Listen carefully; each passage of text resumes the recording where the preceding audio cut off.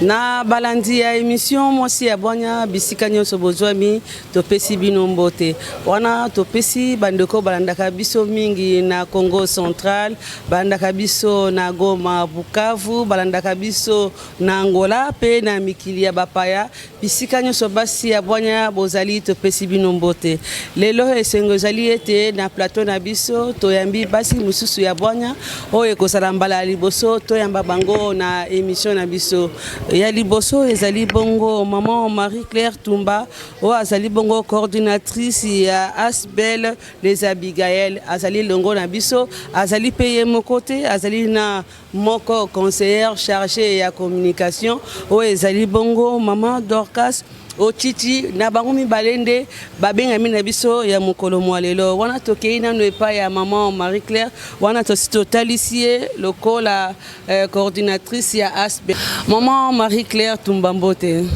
Mbote mama ya bwanya, mama Monique. Wana déjà totalisio na bandeko basali ko ya biso wana to présenter comme coordinatrice mais mon présentation topé ba bakolanda o lelo bala liboso na émission mwasi ya bwanya bakolinga baye bapenza maman Marie-Claire Tumba azali nani mwa mukeli solo na yo. Voilà, mbote na bino nyonso boza kolanda émission na biso mwasi ya bwanya. Voilà, basi ya bwanya nde bayambi lelo.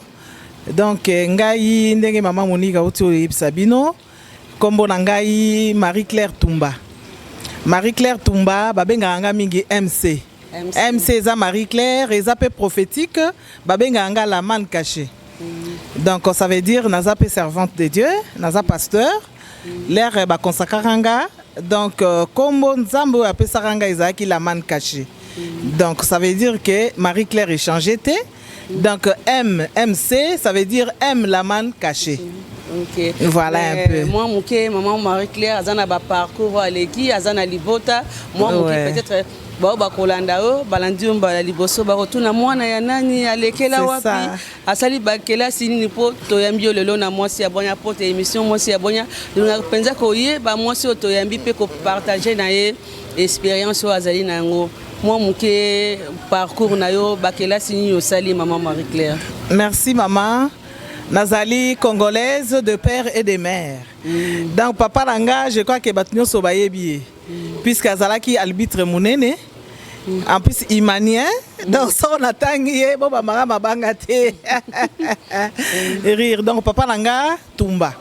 Papa Tumba donc azalaki arbitre international.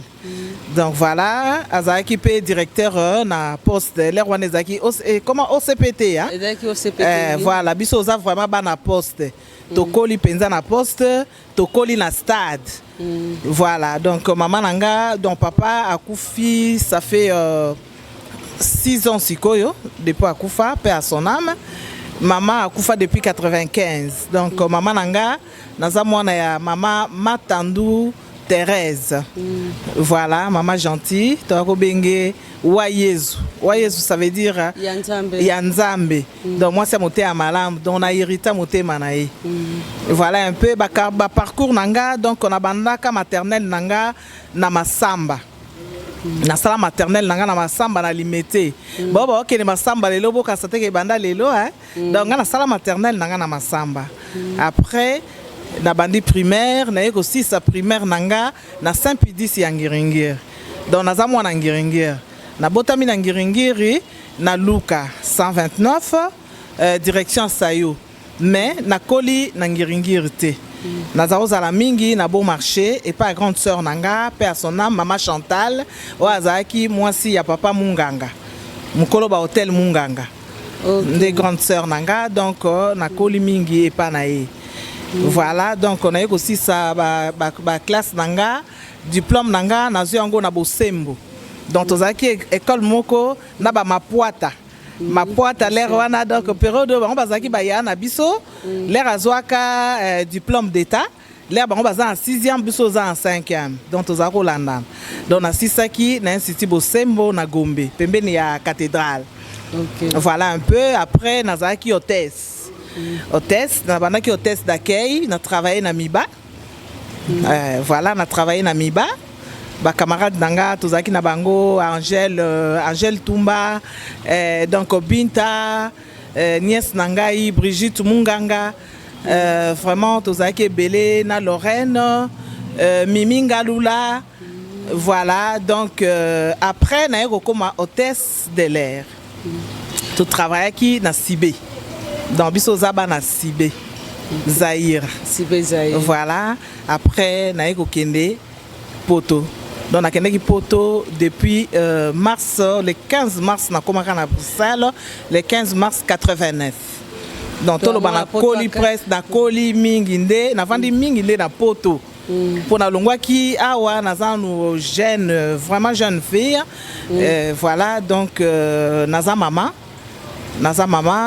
ya bana 4 naza na 2 garçons l'aîné c'est Gelor que j'ai sali Gelor moi Kutumba moi nanga ya mibale Edi Jidi na Joa Maria moi nanga ya misatu Carmeline Mwaku on apesi kombo ya maman nanga to benga ke wa Yesu. Et moi, en Anga Yasuka, ezali Chanel, tu peux ça combo ya Mama Rose, Amazon. Ndoi na ye, on a zaka Chanel, moi ku Luzolo. Donc, azoa combo ya Mami Rose. Okay. Voilà, naza maman ya 4. Donc, c'est vraiment prophétique puisque bana on a 2 garçons babotama en novembre, 2 filles babotama date moko na août. Ok, wana bao bazali koyanda biso boyoki bongo lisolo tope mwa muke o ezali bongo maman Marie-Claire Tumba.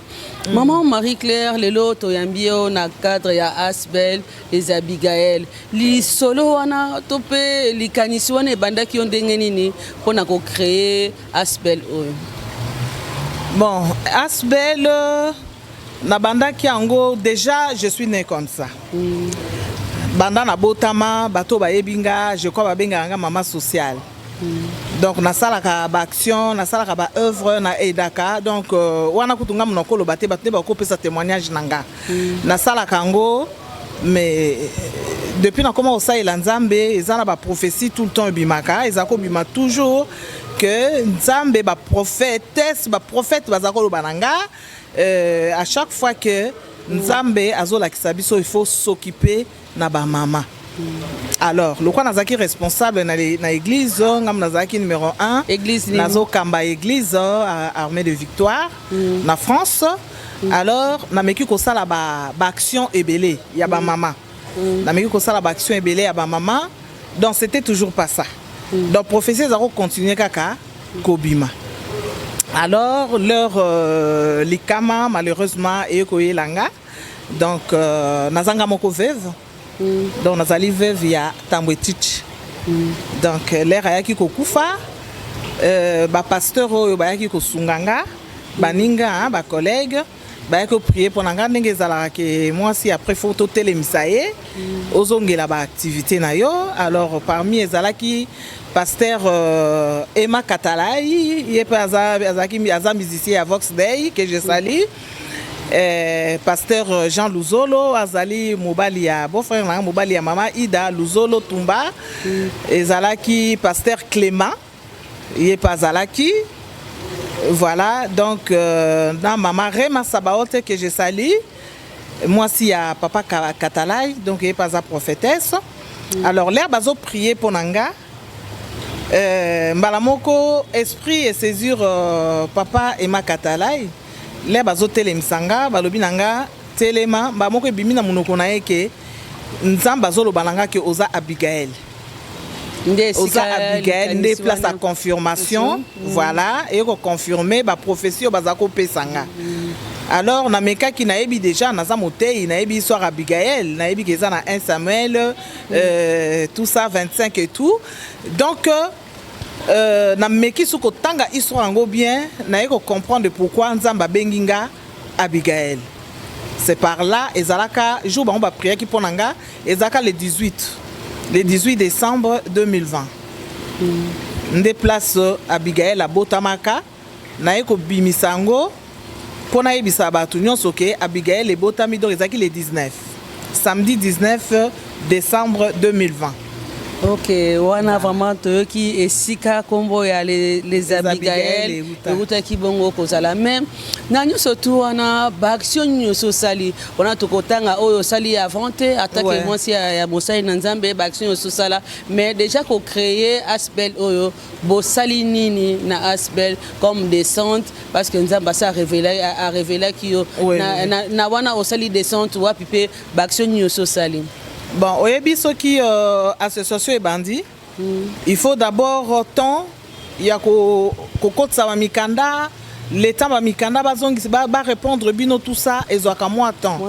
Donc ba confirmer ki biso déjà na France. Alors na France nde to bandaki na ba action té.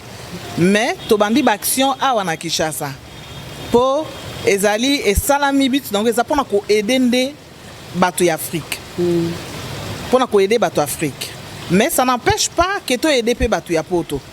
Poto et ngarato et d'arapé to sungarape bateau ya poto.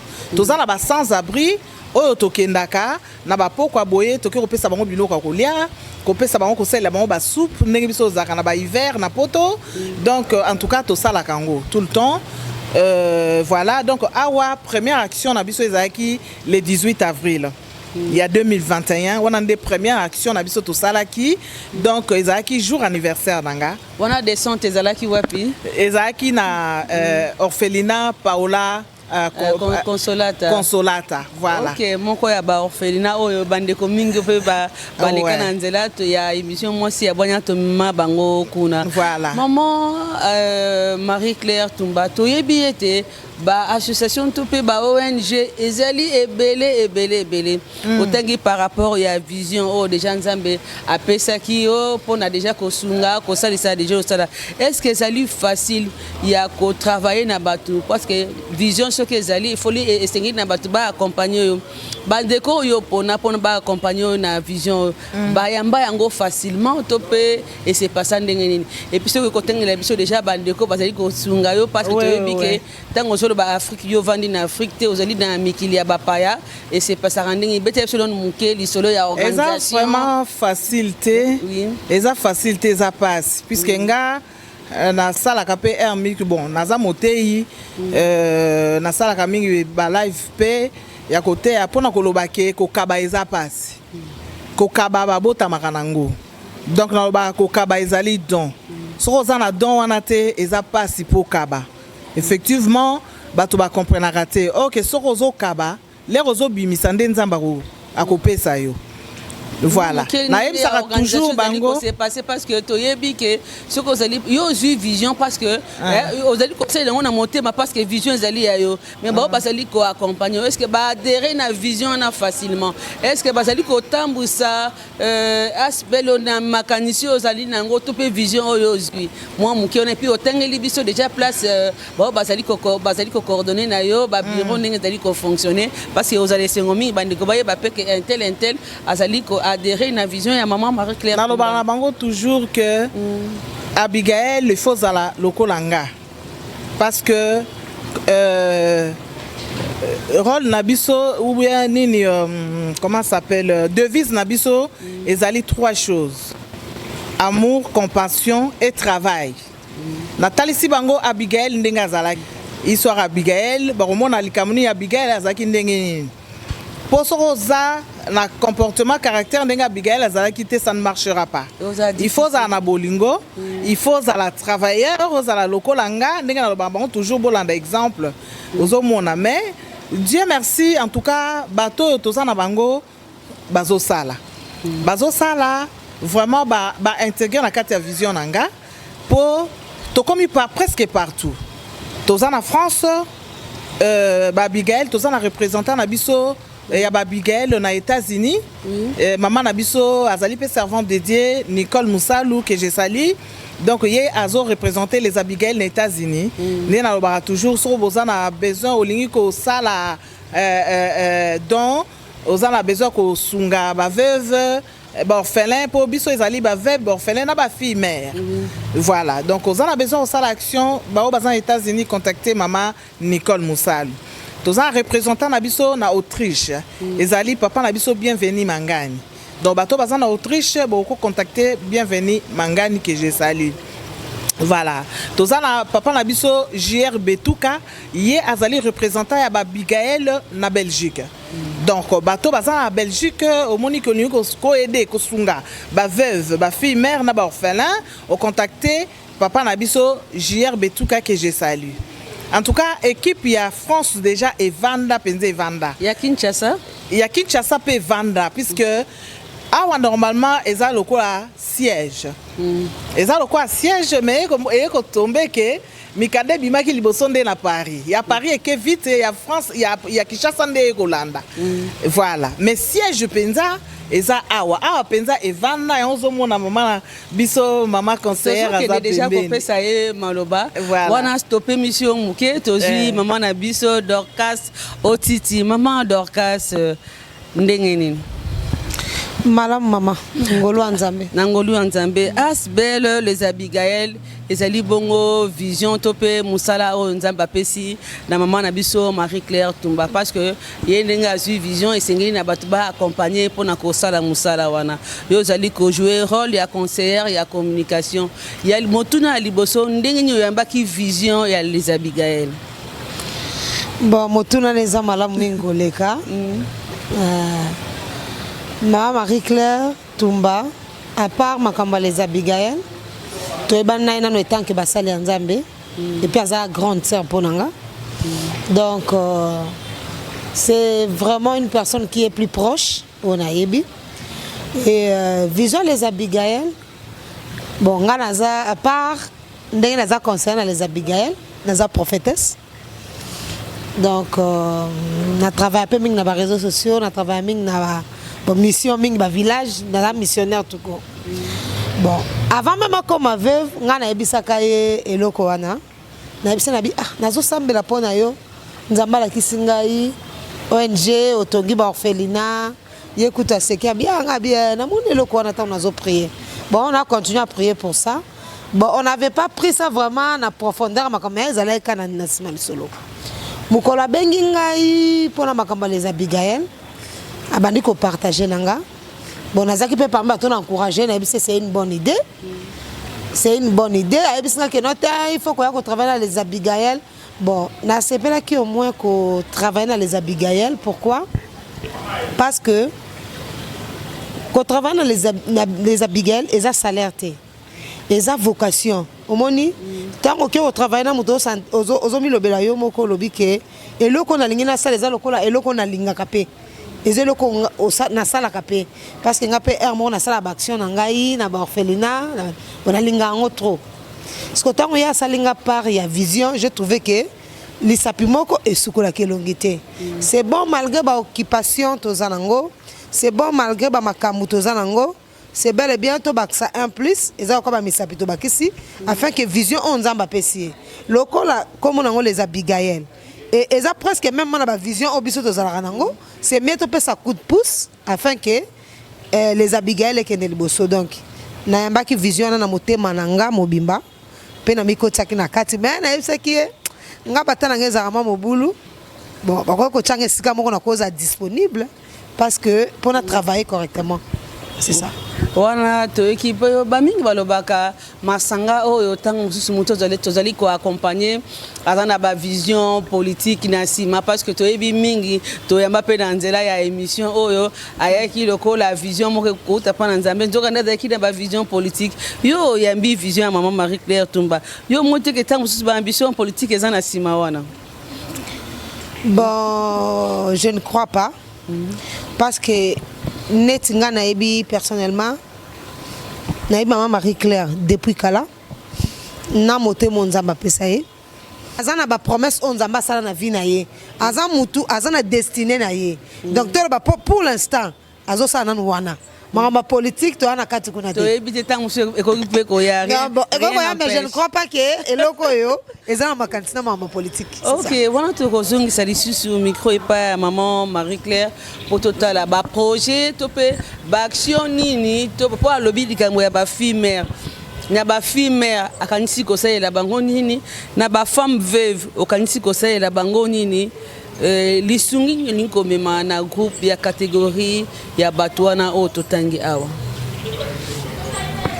Bon, oyo eza mboka na biso ndenge papa mokonzi na biso papa Fachi Beton ndenge tokoma kobenga ye alobi oza na projet na yo oye nango tokendaki na poto nde mpona koyekola mpona koya kosala mpe na mboka na biso donc voilà ba idée oyo ndenge tomonaka na poto ezalaka tolingi mpe mboka na biso ezala ndenge wana donc projet na biso ezali eke tosala orphelinat na biso na kati ya orphelinat wana soko place eza monene pourquoi pas tosala école naza na bana oyo baza ba maquilleuse oyo basali cours ya esthétique donc balobi ke balingi baya ko apprendre bana oyo neti ba fille mère voilà ba fille mère baya kolakisa bango quand même bazala au moins na mwa musala oyo kopesa bango quelque chose ke bavandaka kaka bapesaka bango soko aza na mwa métier na ye moko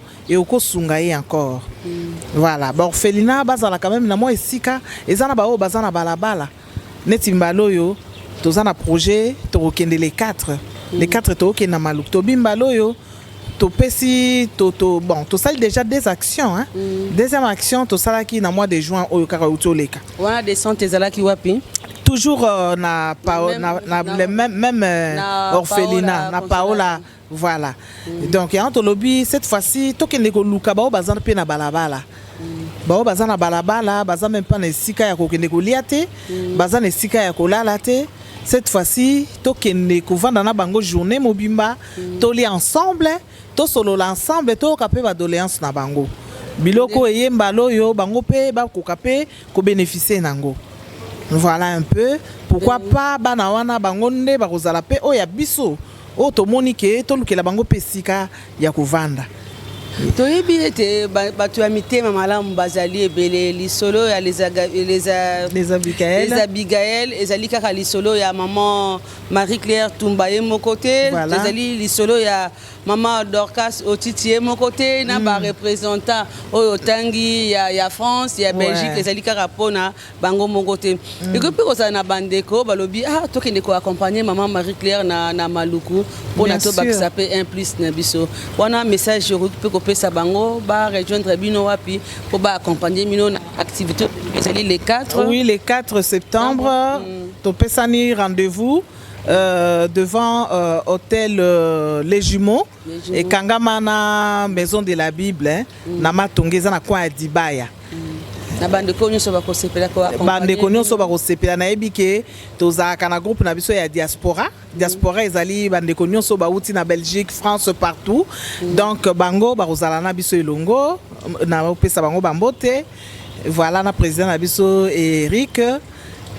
bino nyonso ba diaspora na ebike tokozala na bango elongo mutu nyonso amoni ke ye palingi koya wana eza ko apporter aide hein? Donc à tous en le côté oye quand même tous à l'ensemble hein? Bako sepela nayebi ke eza pona ko sepelisa pe bana na ba mona biso quand même oya Monique ya kokoya na mwa savon aye nango oya Monique ya kokosomba pele muso ata mwa Thompson bako lamba jour wana pe tokolia c'est ça association eza ya ngai te eza ya mama Otiti te eza ya biso nyonso.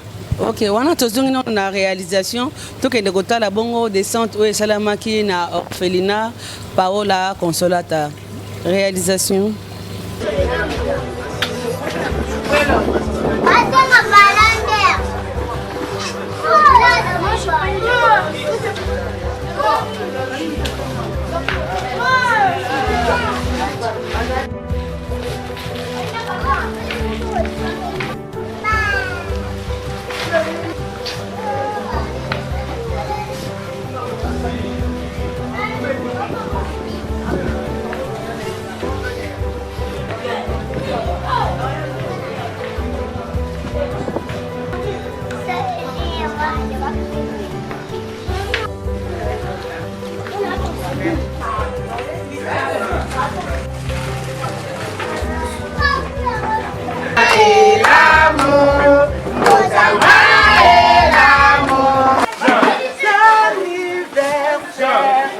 Marie que tu m'as s'adresser na yo maman. Nzambe na lola. Oliesi kaka ba orphelinate, oliesi pe ba veuve ba za bakati. baza na kati ya orphelinat topesi yo merci mingi mama na ngai oyebi signification ya Abigail na kati ya Bible yo moko yebi yango merci mama nzambe amona yo continue toujours komona yo nzambe apambola source ya biloko yo ba représentant na yo awa na Kinshasa ba yekotika apa mama na ngai bozala soudé bolingo ezala mama kimia ezala ce que bolingo ezali mosala Abigail okende toujours de bosso mama na ngai. Merci beaucoup maman Marie-Claire, que Dieu vous bénisse, que vous donne beaucoup d'argent de nous avoir soutenus dans ce moment difficile, que vous garde le mauvais esprit, que vous bénisse aussi votre famille, que vous donne l'intelligence, que là où vous allez partir, que ça vous entoure. Wana toti bongo kolanda baction ya les Abigail basalaki bongo na orphelinat Paola Consolata oyo esika bana biso basepeli ete bazwi ya kolia bazwi ya komela kaka ndenge maman Marie-Claire Tumbalobi oyo akosepela ko rejoindre bango pona kokanisa basi oyo ya maluku bana oyo ya maluku oyo bazangi lipa oyo bazangi elamba nakanisi adresse epesami ekozala bongo na maison de la Bible wana le 4 septembre pour kokende kosunga bandeko oyo bazangi. Maman Marie-Claire toyebi ete baction esalamaka ebele mais toyoka mpe masolo ya bandeko bazalaka basali baction awa ezali kaka façon ya koatire po te lisungi epesama na nzela na bango mais akomi awa ekomi ya business ekomi ya masolo mosusu bato basimba mpenza nini ke eloko euti mpenza na nzambe ezali na intérêt moko te particulière kouti epai na yo eloko euti na nzambe bayebaka yango parce que témoignage leur prophétesse alobi ngamuna tindi aloba te donc leur binomoko boyoki témoignage ya orphelin oyo azoloba boyoki témoignage ya mama na orphelinat ndenge azoloba donc on a préféré que jour wana ezaki jour anniversaire nanga na encore osepi kosala yango mpe nga moko mais nabimisi mbongo nanga moko ya poche nanga nalobi ke non nakolia na baorphelin jour wana mais nabimisi mbongo nanga moko ya poche nanga nalobi ke non nakolia na baorphelin jour wana yango wana donc on a salaka yango depuis longtemps ndenge bamosusu balobaka soko gauche epe sinon ça n'a rien à voir puisque liboso nazali kosala yango nakende bamama yemo kosala baaction tout ça nazali kolobela yango te mais oyo il faut visibilité puisque eza association eza association puisque bato yo bazo aider bato bako aider ba olinga ba mona pe action o ezo salama batala ke biloko wana pe ozopesa ngo bakolo nango c'est ça. OK wana to komi kokende penza muke na suka ya émission na biso tolingi totuna bandeko bazali ba membre te mais bazali bandeko ya diaspora na France na Belgique na Allemagne partout place bandeko bazwami ba balingi ba apporter un plus na bango na niveau ya diaspora ba contacter Asbel ndengeni Asbel na tozana ngai Facebook nanga ezali MC Tumba tozana na Instagram ezana kombo pe ya les Abigail soko taper comment les Abigail sinon contacter nga tozana équipe na biso o ya France donc tozana vice-président na biso Rodrigue Makungu tozana wana vice-président hein tozana secrétaire na biso Karen Ivozo donc tozana adjointe na ye LG Luzolo tozana trésorière na biso puis nga muna simba kambongo te atotindi pa mama MC na ko transmettre ngo directement pa ya mama Dodi Mbombo Bampa yende mutazali trésorière adjointe na ye ezali Carmeline Mwaku voilà tozana Aline Mapoko éternel voilà tozana Chanel Mwaku tozana Cindy tozana Sharon tozana mama Edith Bokwala yepe aza parmi ba conseillères donc tozana papa Ogi Nyongoni yepe tozali na ye en France et na nini na vacances tozana les 4 hein, donc azaliawa tozana papa Lievin Makanga tozana pasteur Maker pe azali awa donc bakomona yepe les 4 en tout cas équipe nene ezali ba ya poto bazali sur place tozana pasteur Massasi Diallo tozana Patrick Boula tozana Roger Chic azali parmi les conseillers tozana Martin Mapangu bato mingi bayebi azala pe réalisateur. Voilà, azali conseiller à Abigail na France. Donc voilà, tozali na Didier Kamanda. Yé azali parmi les conseillers, il y a les Abigail na France. Voilà, maman Nicole na yebisa kibino déjà. Et puis na bosanité toza na papa Katalai puisque malgré yende mutapesa ki abimisa ki vision et pas nzambe, mais yé azali parmi les conseillers, il y a les Abigail na moi sinaye maman Rema Sabaote. Wana pona bato baza na France. Dans bosanité papa papi Elifa. Voilà, parmi Abigail les Ali papa papi Elifa na Ike Ibali. Voilà. Pour on a Kishasa sur place. Donc pour nous contacter même si nga nazate, tozali adjoint nanga tozana José Mayele, adjoint monsieur vice-président. Donc ezali Rola Tumba.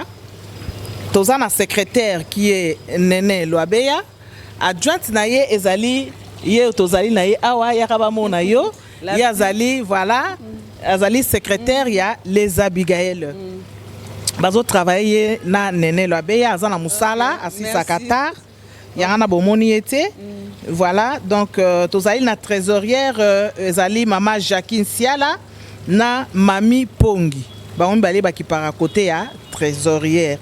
Voilà, tozana papa Christian Kiangebeni yepe azali wana ya ki para makambu nyonso côté logistique tout ça. En tout cas nyonso bomona les Abigail ba logo ba affiche ba nini ezali papa na biso lipamboli nzamba pesa biso Christian Kiangebeni nzambe apambola ye. Voilà un peu tozana Clarisse Tumba, tozana Jolie Walelu yepe aza Abigail conseillère. Tozana maman na biso déjà à se présenter qui puisque yazo représenté bango nyonso. Tozana papa na biso papa Jacquin Koupapa. Tozana papa Ralph Ikuni. Voilà, tozana Gabi Diese Chibasu ba conseiller, tozana papa Lolo Kalenga Mulopwe, tozana papa Chalana Maseka yekutwaza sur place. Voilà, place to sala ka ba réunion na biso na hôtel Les Jumeaux. Chalana Maseka azape musale nzambe. Voilà, il passe parmi les conseillers. Tozana papa nabiso Tony Best. Na sabino soboye bien. Voilà, azali parmi ba conseillers pe il y a les Abigail.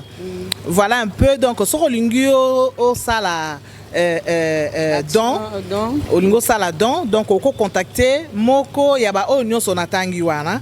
Voilà, on a pour na Kinshasa, na France, na tangi la déjà papa na biso, il y a Autriche, il y a Belgique et puis na États-Unis. Ok. Wana tokomi penza na suka mais toko tika mama otiti boyete apesi biso moi message ya suka par rapport à organisation nae et puis ce qui message moko riko zala na bandeko parce que yo zali parmi équipe o ezali bongo na Kinshasa message moko ya sensibilisation et mingi pona activité ko sama bongo le 4 septembre. O bakufela mibali o bazangi liputa kolata o bazana pasta mama Kinshasa liputa te njulu kabla papa mutu mso azoluka sa nini alata so mono zana tante o contacter biso o so mili puta na yo o so mili papa na yo o zana sacha sikre na yo o zana elamba na yo o zana lipa na yo o moni que il faut opesa orphelin moko il faut pesa mutu pasi moko il faut pesa mutu moko azokelela. Nous sommes là, nous sommes ouverts parce que les Abigail, les Angaka Kate, les Akaka Maman Marie-Claire, les Abigail c'est toi, les Abigail c'est moi. Benga biso contacter biso, mema yango. Ceux qui même osent la posa au s'intégrer na kata les Abigail, au contacter biso. Donc les 4 biso sont nzela maluku, pour que nous soutenir, ba oyo bazana posa, bazwa quelque chose na part na biso. Nzamba ozanga te ko pambola biso. Ok, merci maman Marie-Claire tokena osani conseiller na biso moko ya Kinshasa papa Sengi Kabasele. Vraiment na ba conseil il est toujours là pour nous conseiller Abigail. Message pour les 4 pour te comme penza na suka ya émission na biso. Oui, message à les 4 ndenge kaka maman prophétesse Sauti Oloba. Donc tous on a besoin il y a soutien. Tous a besoin de soutien, bisoté mais ba orphelin wana, ba veuve, bazan a besoin de soutien. Donc yo zolanda biso, soko moni vraiment que est touché yo, contactez biso Donc nga numéro nanga ya Kinshasa ezali 00243 85 21 71 632.